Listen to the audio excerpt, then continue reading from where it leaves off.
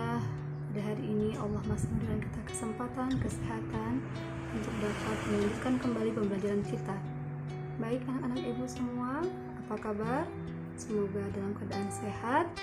Jika ada yang sakit, semoga lekas pulih ya. Hari ini kita akan belajar tentang menjauhi pergaulan bebas dan larangan mendekati zina. Sebelum kita memulai pembelajaran kita pada hari ini, marilah sama-sama kita membaca Fatihah dan doa belajar. Ya, pada hari ini kita akan mempelajari tentang persoalan menjauhi pergaulan bebas dan larangan mendekati zina. Ada beberapa tujuan yang diharapkan nantinya akan anak-anak pahami. Yang pertama adalah anak-anak ibu semua dapat memahami apa itu pergaulan bebas dan apa itu pengertian dari zina, kemudian faktor-faktor apa saja yang mendorong seseorang untuk melakukan aktivitas pergaulan bebas dan zina, dampaknya seperti apa, dan kemudian bagaimana cara menghindari dari aktivitas pergaulan bebas dan mendekati zina. Selanjutnya, marilah sama-sama kita menyaksikan sebuah tayangan video berikut ini. Melihat berbagai fakta yang terjadi saat ini, tidak sedikit para remaja yang terjerumus ke dalam pergaulan bebas. Hal ini disebabkan karena tidak ada batas dalam bergaul.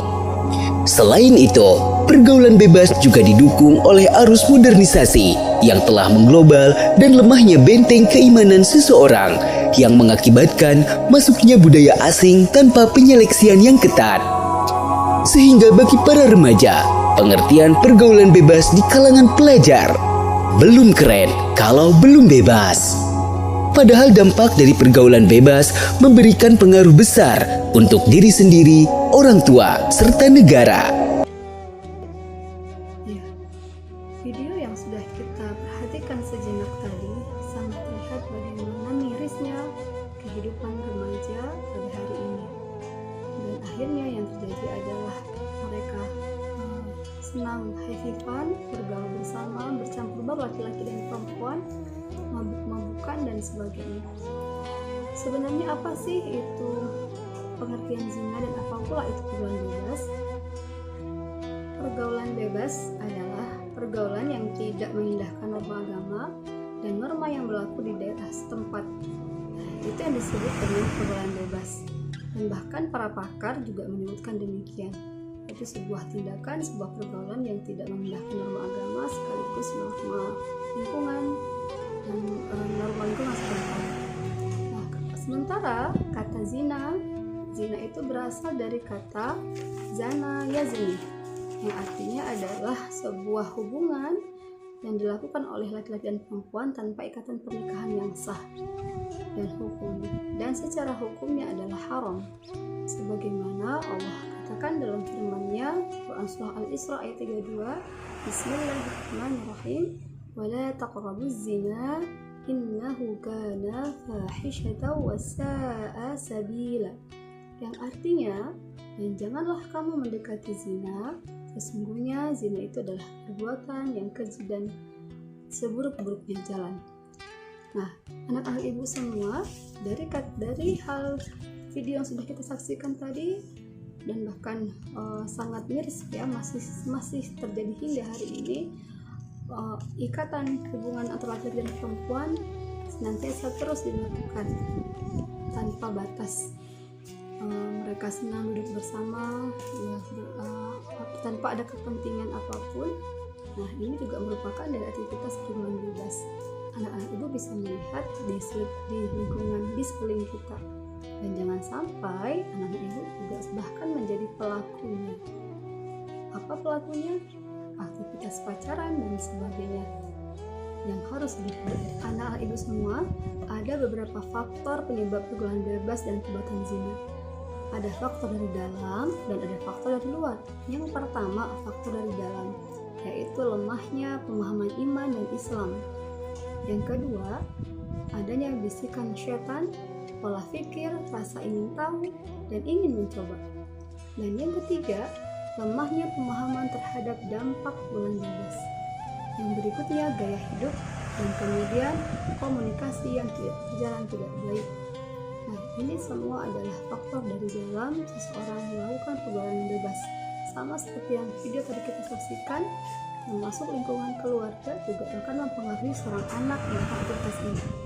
Kemudian ada faktor dari luar, ya, itu adalah karena lemahnya kontrol dari orang tua, kemudian menurunnya fungsi kontrol dari masyarakat, dan pengaruh media massa yang luar biasa yang harus patut diwaspadai oleh anak-anak ibu semuanya.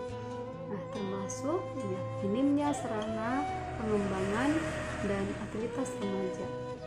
Nah, itu sebab faktor-faktor penyebab. Adapun dampak dari pergaulan bebas, tentu dampaknya negatif apa positif anak-anak?